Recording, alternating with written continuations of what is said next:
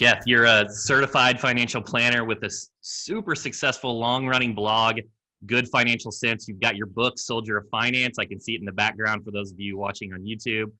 You run advisor growth courses. You're literally a self-made millionaire, but your career started off a little bit different. You're a college dropout. So tell us that story. How did you get to where you are today, a self-made millionaire, and kind of the trajectory is a bit different? Yeah, so definitely a lot of luck, a lot of assists from the man upstairs. But dropping out of college, right after high school, I was going to go to a junior college, ended up getting dropped of all my classes because I registered late.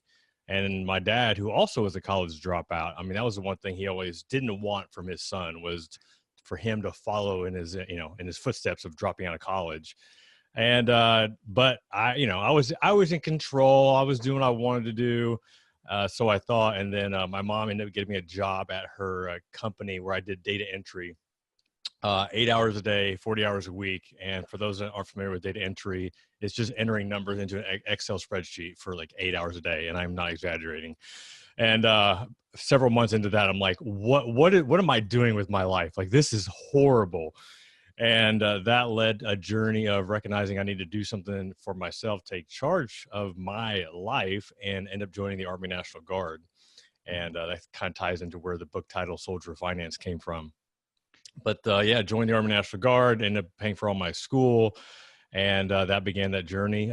Majored in finance, ended up getting an internship at a local investment firm, turned into a part-time job offer while in college, and then a full-time offer as a junior broker right after graduation, and the rest is history, as they say. Yeah, that's amazing, and you have something quite in common with quite a few of our guests, is being a history of the military. And first, thank you for your service. I want to say that Yeah, thanks genuinely. And was there something that you learned that kind of helped you step into business? What did you learn from being in the Army that you've taken forward into your business? It's funny because the short answer is no. Both. I mentioned my mom, mentioned my dad. They divorced when I was very young. My dad, I think he topped off his highest salary before he passed away was like $45,000 a year. He just never could find a career that stuck. They both, independent of each other, filed bankruptcy twice. Which is really, really, really impressive. Not once, but twice, and not together, like independent of each other. So like these were the financial lessons that were passed down to me. So as far as like business, entrepreneurship, really what the military gave me was this determination, just to not quit. And I know like one story that I don't tell a lot of people is I almost kind of forget, but like in basic training, I think like 75% through basic training, I ended up getting a stress fracture in my leg Oh, and had to wow. go into a full-legged cast. And for those that are in the military, you realize the one place that you don't want to get hurt is basic training, because you're already like scum, like you're not even a private, you're nothing to these drill sergeants. And then when you are a broken nothing, it's like you're just dead to them. But I can remember that in a full-legged cast on crutches, I would do as many, like we were going to firing ranges and any exercises that I could do while still in my cast, like I was doing it. My drill sergeant didn't tell me to do that. I just did it. And I can remember the captain, our company commander, coming up to me and saying, he's like, hey, I'm going to have to restart you, which basically is, go back to the beginning. But he's like, I really respect and admire, like, your willingness to do whatever you can do. And ultimately what ended up happening is they ended up graduating me, even though I didn't technically complete like the final 3 weeks. And it was just because of that. And like, to be honest, like, I don't know where I got that from. But it was just I don't want to quit. Like, you're not going to tell me that I can't do it. I'm going to do whatever I can, God willing, until, my leg falls off. And yeah, that was just and that's kind of been my determination with my career, starting the blog, YouTube, like anything that I kind of start. It's like, man, like I really love the challenge when somebody gives me or tells me I can't do it. Like, I just personally love that challenge. Like, all right, we'll see. Double dog dare me. Let's do this.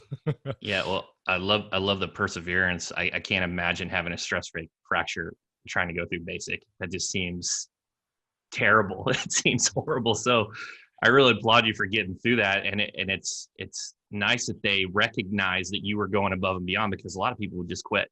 They'd be like, okay, well, I'm done. I'm going to have to restart this. And because you didn't quit, you got through and you didn't have to retake it. So that's awesome. The one thing I wanted to mention is, I've read several of your blogs. I've heard you on many podcasts. That's why I was really excited to have you on the show. And you're a personal financial advisor, but you have a very large media presence because of you're a popular writer. You have a YouTube channel. So let's talk about building your following. How did you build your following in the finance niche? Yeah. So, right now I reside just south of Nashville, but prior to that, I mean, for all of my career, I was in Southern Illinois, the middle of nowhere. And so for me, and I share that because it's pretty significant, because most people think, oh, well, you are well known in the media, so you must be in some big market. It's like, no, like the town I lived in was like 8,500. There was I think it had like one stoplight in the town. There was a university next to us, but it wasn't, it was SIU Carbondale. Some may know that, many probably don't. So like that was the market that I was dealing with. But the funny thing I learned was that the internet's pretty big. But before I really got into like the internet, it was like I really did focus on like the local market. So there was like a local ABC affiliate that I contacted and just said, hey, listen, I've got some information I can share, kind of like when Susie Orman was really big, and just, hey, here's some tips like I can provide for your audience. And I would just go to like US News or Yahoo Finance and just find any of those headlines, like 5 tips to prepare for tax season, or 5 ways to save money for summer vacation, or just basically that's where I got all the ideas. And I would just pitch them 3 or 4 headlines. And then I started going in on the morning news. I think it's like 5:30, 6 o'clock in the morning, which I'm kind of a morning person, but like having to get dressed up and be polished and wide awake to go live on the news. But that was one of my first breaks, started getting local media. And that also gave me some credibility, because I would always bring in my SD card, or no, I'm sorry, it was my thumb drive. And they would actually give me the raw file that I could upload to YouTube or Facebook, however I wanted to promote it. And that was just one of the little things. And they wouldn't have done that unless I asked. I just asked, like, hey, can I get that? And sure enough, they did. And so that's how it started. And then starting the blog. And that was after I left a prior firm that I started with, because they sold out to end up becoming Wells Fargo later on. And I was like, okay, I should be able to market myself a little bit differently now, because I'm independent. I don't have like the big brokerage firm. I don't have to deal with, I still had compliance, but not nearly as strict as what was in the past. And that's when I read this article, and I think it was Financial Advisor Magazine, talking about how if you want to stand out from all the competition, start a blog. I'm like, okay, that's what I'm going to do. I'm going to start a blog. But the only thing was, at the time, I had no idea what it was. I was absolutely clueless. Yeah. So there's so many things I want to talk about here. First, I'm an SIU grad. So the Southern Illinois locations that you're talking about, Carbondale, I'm oh my very God, aware. That's part of the reason I sought you out. Yeah, no, I now I realize that when the first contact, I think you mentioned that. I totally forgot. Oh my gosh. Okay. Yeah. full circle. Yeah. So I definitely get it. And one of the things that so first you kind of got that social proof, that authority type of component working for this company that allowed you to get the, you said it was ABC? Yeah, ABC. So ABC affiliate. Right. So social proof, you got to kind of hone your craft, put those 10,000 hours in, like Malcolm Gladwell talks about. And the thing that I liked, or the thing I like about you is you have been so consistent. I don't know, I haven't checked the published dates, but you've been producing content at a consistent rate for a long time, and it's been continuously improved. I saw your website evolve, but let's dig into the blog component. So what were some of the things that you were doing to ensure the blog was a success? Because most of our audience is personal injury attorneys and entrepreneurs, and they all have blogs. So what was it that you ensured that your blog was a success? Yeah. So, it's funny because the blog has taken on several different twists and turns along the way. As of right now, like, it is my main business, but prior to me even understanding that a blog could become a business, because as I just mentioned, I didn't even know what a blog was. But the initial thought was, okay, I can reach people. People can find me on the internet. Okay, that's great. And then like, okay, I started thinking it through. If somebody is trying to find me, like, how are they going to find me? And I remember like before the blog launched, or maybe like right after I launched it, I remember going to Google and typing in my name, and you couldn't even find me. Like I wasn't like in the top 10 results. So it was simply setting up the LinkedIn profile. That was one, setting up the different Facebook pages, business pages. And then after setting the blog, like, and getting my name on there, like eventually, oh, okay, you search for Jeff Rose, here I am. Because you have to assume like somebody gets referred to you and they go in and type your name and you don't exist. Like, I don't really want to, if you're not on Google, you don't exist, right? You're not real. I mean, that's just how it is nowadays. But then, so thinking it through even more, it's like, okay, if somebody wants a financial planner in my area and they don't know my name, then what are they going to type in? So that began a mission of ranking organically for Financial Planner Illinois. Like I thought, okay, that's the first thing that I'm going to go. Like, and that was my goal. And then I also realized, once again, don't know what a blog is and have zero clue how I'm going to rank for Financial Planner Illinois. But then back in the day when forums were still a cool thing before Facebook groups, there was a forum of other personal finance bloggers. And I just kind of shared in there, hey, here's what I'm trying to do. And I had several bloggers kind of chime in and give me some ideas, examples of what I should do, which essentially it was just writing for other blogs, other websites, and then linking back to a page that I created on my site that was targeted for that keyword. And that was the process. And the funny thing I have to share, because I found this amusing, was in that same forum, I got contacted by this, using air quotes here, a SEO expert, search engine optimization expert. And this, I still don't know who he is now or who he was, but he told me, he's like, hey, I saw that you're trying to rank for Financial Planner Illinois, and man, just not to burst your bubble, but like it will never happen. Like it's too much competition. You're in Illinois, you got all the big investment firms up in Chicago area. Like you're wasting your time. He was nice about it. But just like kind of like speaking some truth to me.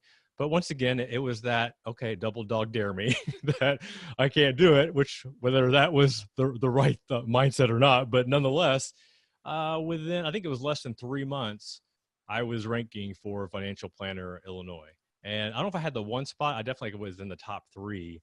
And the funny thing is now, I don't live in Illinois. I'm actually no longer a practicing advisor because I sold the business, but I'm still ranking #1 for Financial Planner Illinois to this day, which I guess if anybody's a financial planner in Illinois and they want some clients, like that would be a page I could put them on. But yeah, so that began that process of understanding search engines and keywords and trying to think of the mindset of what are people typing in to Google. So that's when it went from Financial Planner Illinois to targeting key phrases that I thought would be potential questions that prospects would type in, but also answering questions that my existing clients had.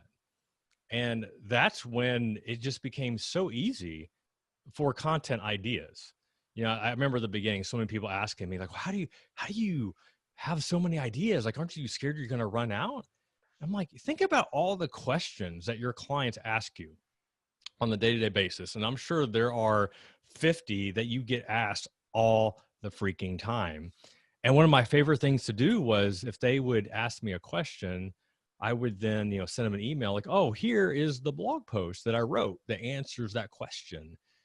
And it was just funny to see people's, just their take on that, like their perspective, like, oh, like he like wrote the book, on that topic. He even wrote about it, instead of just talking about it. And it just, even though it was my website, it wasn't on Forbes or, any other major publication, but it definitely gave this whole different perspective, like really being the expert, even though like we all know we're the expert, but now in their eyes, we were really the expert because we had published an article on the internet about that topic.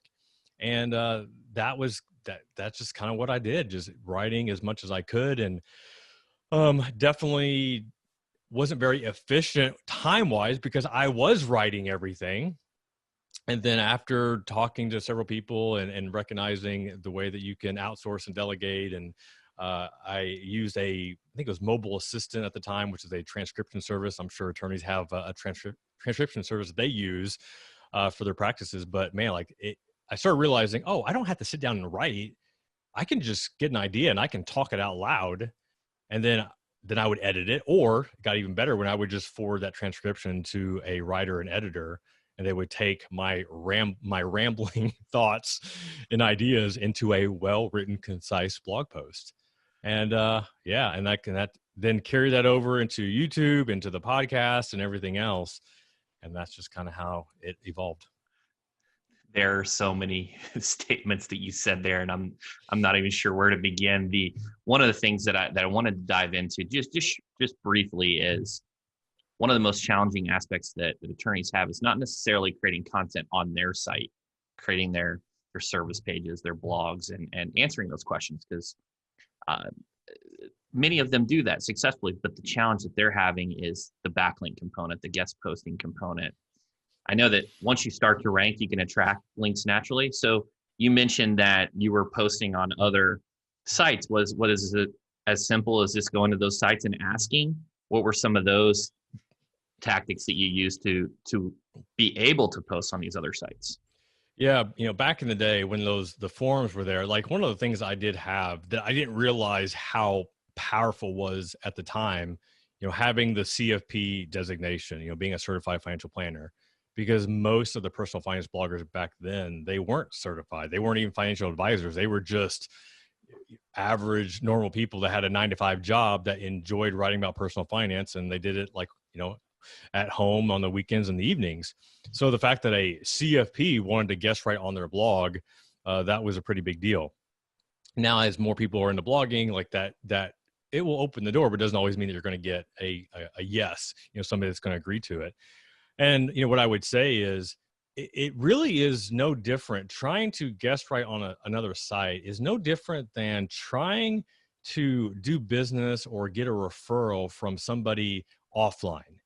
So if you are, trying to network with somebody and you don't know them, you've never met with them. I mean, you've got to take some time, before COVID, maybe you meet them for coffee or lunch, or you meet them at some sort of social function. You get to know them and exchange business cards. And, there's a relationship there that typically has to happen before you get any sort of referral, any sort of,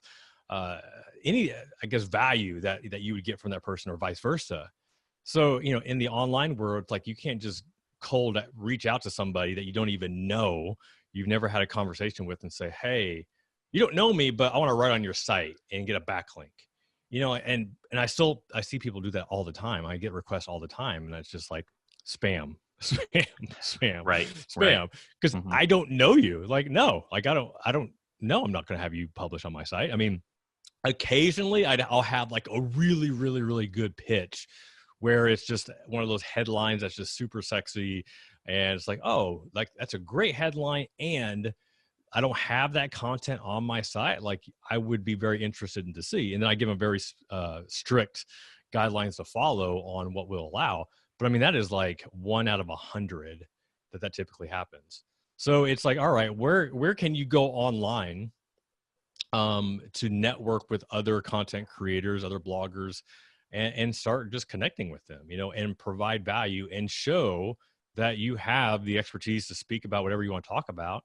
And then if you do that, typically people will contact you, or if they don't, say, hey, I saw your site. I checked it out. You got a lot of good stuff. I noticed that you don't have anything that talks about whatever maybe your specialty is in your practice. Like, I love to write an article that kind of shares, something that would be very helpful, for your readers. And that's it.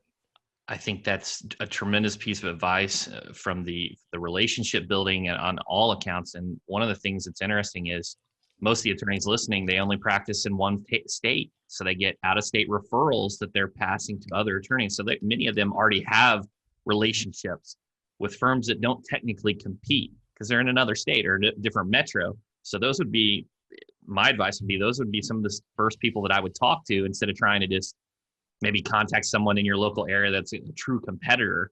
And I think that there may be a rising tides type of thing where, hey, if he gets more out-of-state referrals, this individual is going to be happy, and it's just kind of a win-win. So let's jump back into so you have kind of transitioned. You've been so consistent. You've learned these tactics for SEO, podcasting, your YouTube, and you've transitioned now into more of an influencer, an entrepreneur that coaches entrepreneurs. What was that transition like?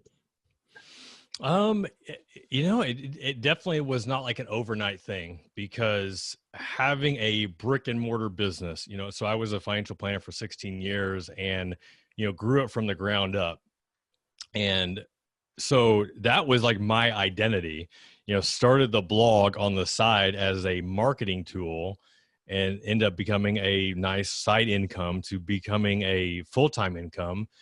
And even when the online business was making double what the financial practice revenue was doing, like, it was still hard to let it go. And so for me, like, one of the things I had to do initially was, like, I had to move. So we ended up moving 3.5 hours away. I hired a junior advisor to basically run the business, take care of the clientele, and I would step in when I needed. And it just got to the point where it was a distraction, like if a client issue came up, and oh, man, it's the funny thing is, like, it was always like the small stuff, it wasn't like big client lost 20% of his portfolio. It's because somebody didn't get their RMD distribution when they wanted it. And they didn't want to hear from the junior advisor. They wanted to hear from me to tell them that it will be there tomorrow. So it was like stuff like that would just, I mean, it might only take 30 minutes out of my day, but man, it was when I'm in creative mode and content creation mode, like, that would just like take the wind out of my sails. And finally, actually, it was my wife's blessing, because she was the one that, I won't say she lives in fear, but she definitely is more of the realist. Sometimes she'll say like Debbie Downer, but but she helps me like stay grounded and like, oh yeah, we're going here. Let's do this, and like, slow your roll, slow down. But she finally just said, let's sell it. It's time to move on. And like, okay, let's do it. And that began that process of finally letting go. And it was hard. I see people like that will just jump. And I definitely am a jumper, but man, like, it was a little bit different than, having 4 kids, moving to Nashville, which, having, came from SIU Carbondale, probably real estate values there are a little bit different than they're here in Nashville, and prices continue to go up, which is insane to me. Houses are selling like for $230 a square foot that are like 35 minutes south of Nashville. It doesn't register in my mind the price of some of these homes, but like, I feel like everybody's moving to Nashville right now. But so having all that fear of having a internet business instead of the brick and mortar. But I mean, Amazon, they're in an internet business, Google, Facebook. I mean, you can run down the list of all of them. And but we have enough savings where if my business were to go belly up, I mean, we could probably survive for like 3 years on our cash savings. It's just, that's the thing.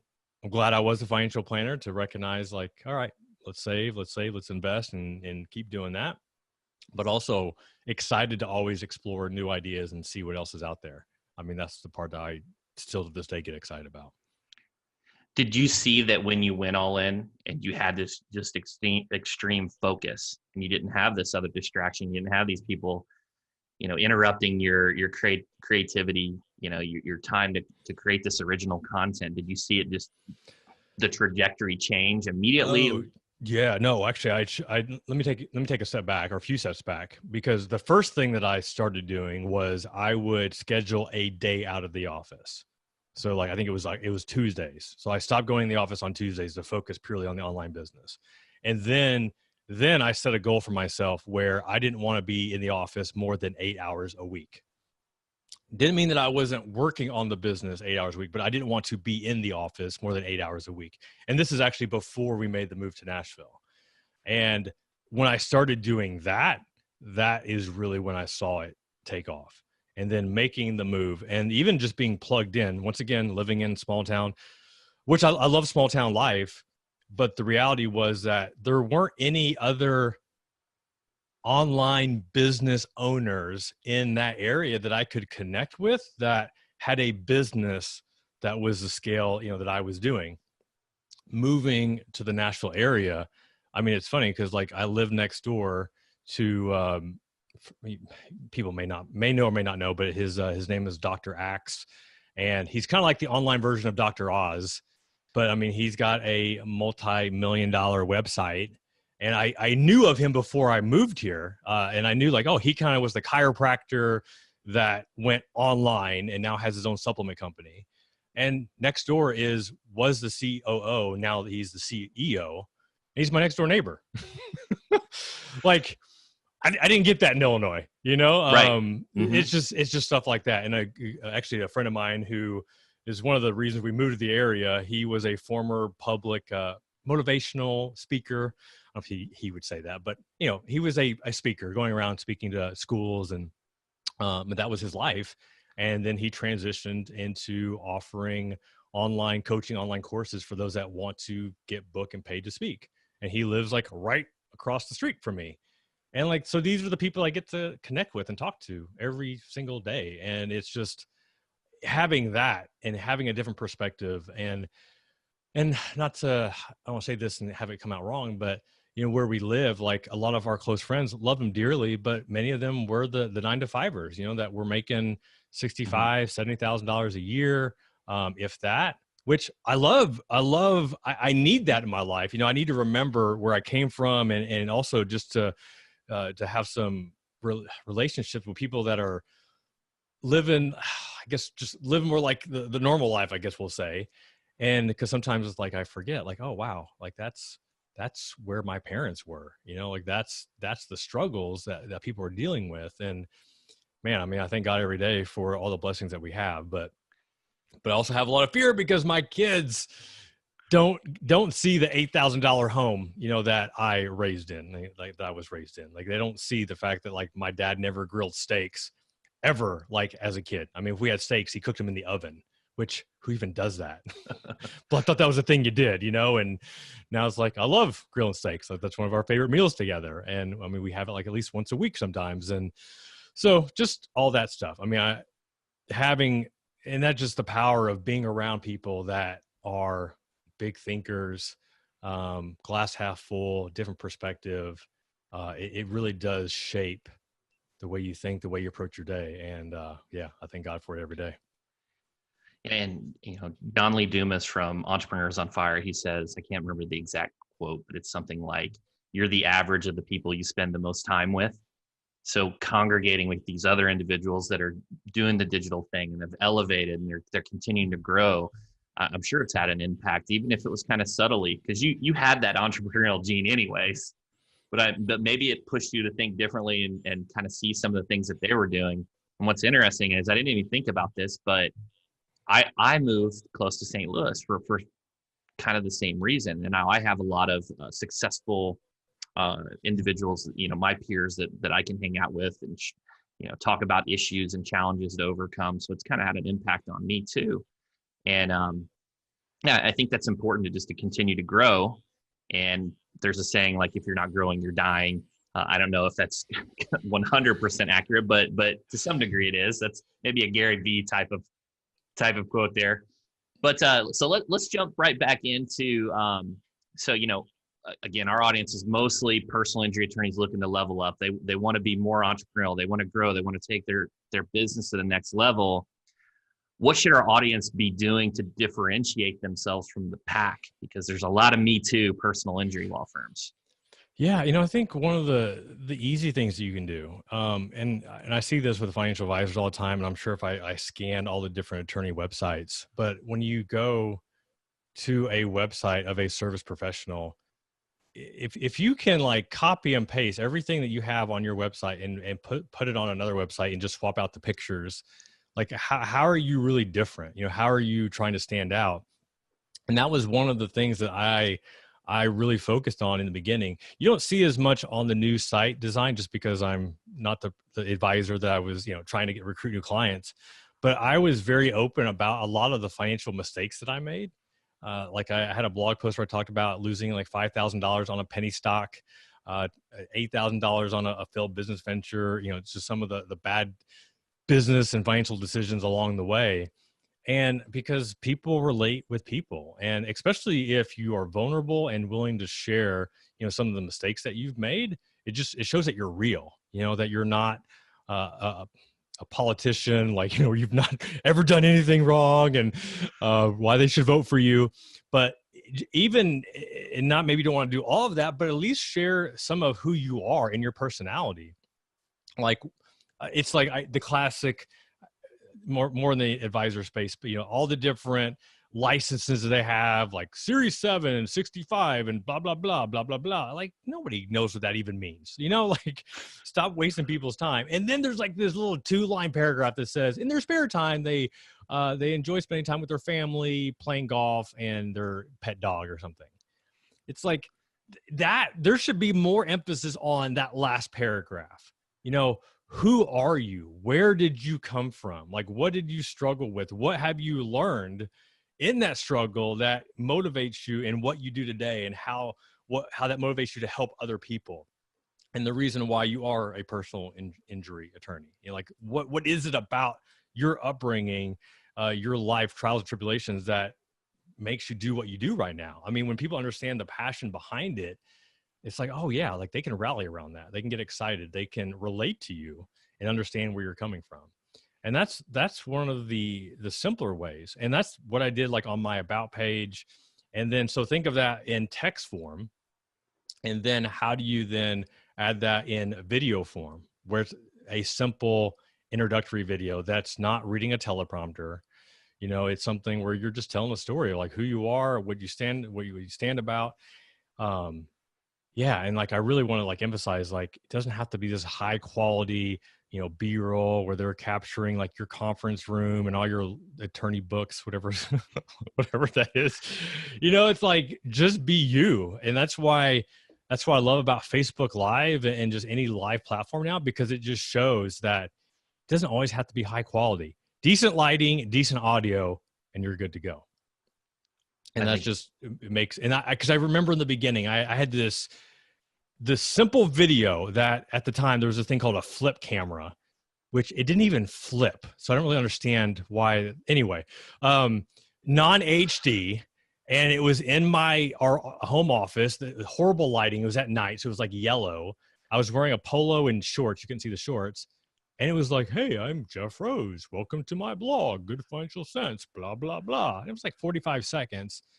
But I remember like so many people would comment and just say, oh, like the fact that I could hear your voice. Like now, like when people would come in the office, or if I talked to them on the phone, they'd always say, it feels like I already met you. Like I already know you. Ding, ding, ding, ding, ding. Like, you didn't have to go that whole process of like, well, is this guy a scumbag? Are they going to rip me off? Like, I don't know about this guy. But I mean, when people knew, like, I was a veteran and my parents filed for bankruptcy, and I love In-N-Out Burger and used to do CrossFit before I got older. And just all the things about me, and they could hear my voice, could hear my accent and everything that went along with it.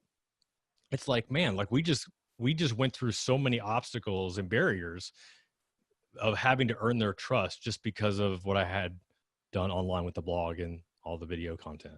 I think that's incredible, Jeff. And I immediately was thinking when you were talking we had a previous guest, Michael Gibson, where he advertises a bit differently. Most people are trying to be real aggressive with the sledgehammer type of ads. I'm sure you've seen those guys on the trucks, and Gibson's like really emphasizes family, and it talks about family, and people can relate to him because he's with his family. Like, oh, he's a dad, he's a husband, and he's just like me.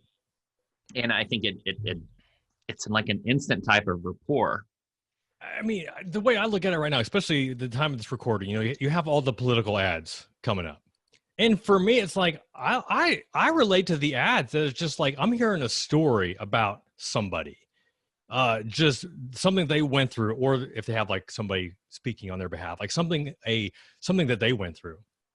And it kind of plays back into, anytime you're watching the Olympics, sometimes it's like not so much the event that people get excited about. It's like that backstory of what that athlete went through as a child, everything they went through to get to where they are today. It's like, oh yeah, like now you're rooting for them because you understand who they are and everything they went through to get to that moment.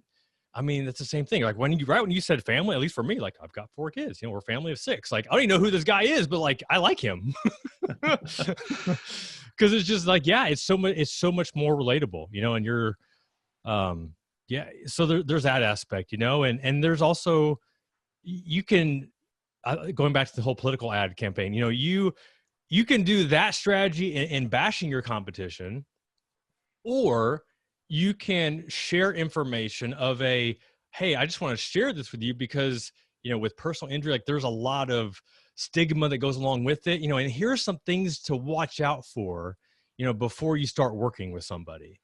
And just like, here are 7 questions to ask, or, things to look out for.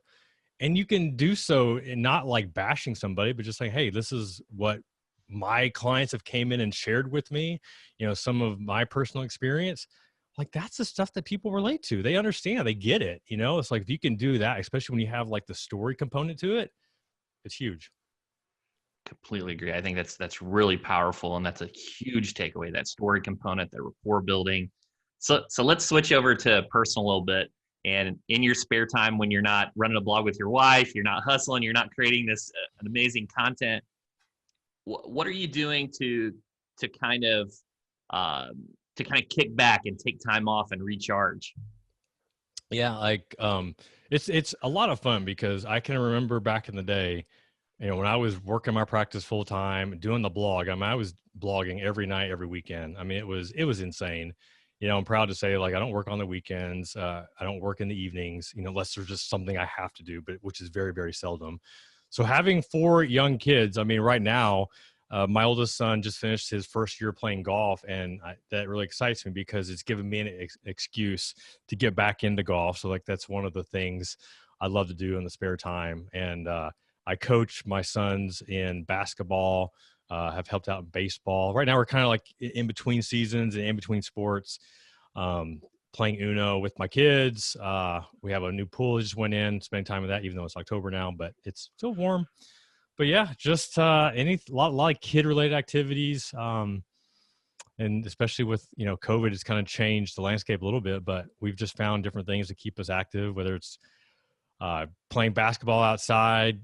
My neighbors just installed a pickleball net. Like we live in a cul-de-sac, so they've been playing pickleball in the cul-de-sac, and that's been a lot of fun. So I love anything outdoors just to get some fresh air and also help get the cardio going.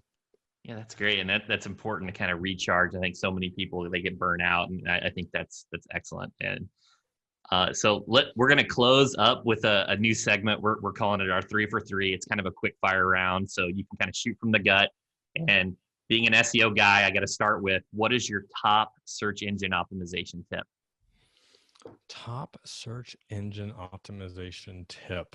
Ooh, that's a good one.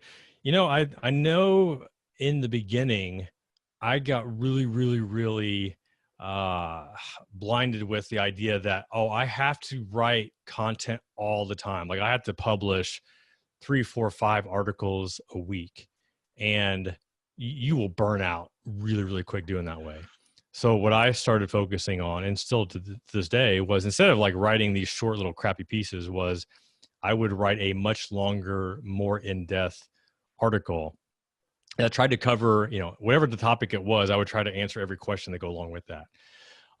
And by doing that, when somebody finds that, when they see, there's like, this covers everything that I was looking for, more people are, other content creators, other site owners are more likely to link to an article like that than something that's like, 500 words or less.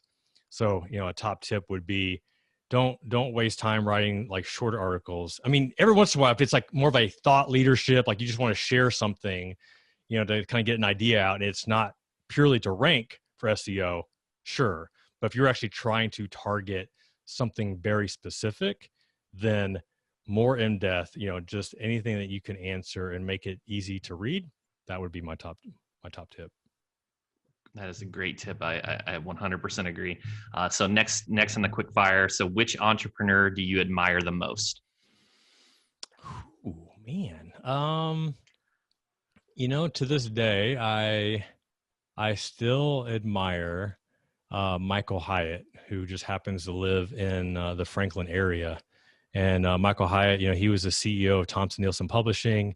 And what I've admired about him from afar was, how many girls does he have? It's like 4 or 5. I think he's got like 4 or 5 girls. And, when you look on social media, it's like, oh, it seems like they have, the good family, like they're all have family dinners together and they're there and they support each other. And then I had a chance to partake in a inner circle mastermind he had several years ago. And I got to witness him firsthand and ended up going to a marriage retreat with him and his wife and, got to learn even more about him and to see that, like, yeah, he is the real deal. It's not just all on social media. And, is it all perfect? Like, is there still like struggles? Like, yeah, there is, but he's there, he's present. And so he's somebody I've always like, yeah, when I'm his age, like I want to be as close to my kids as he is to his right now. So yeah, he's somebody that I respect and admire.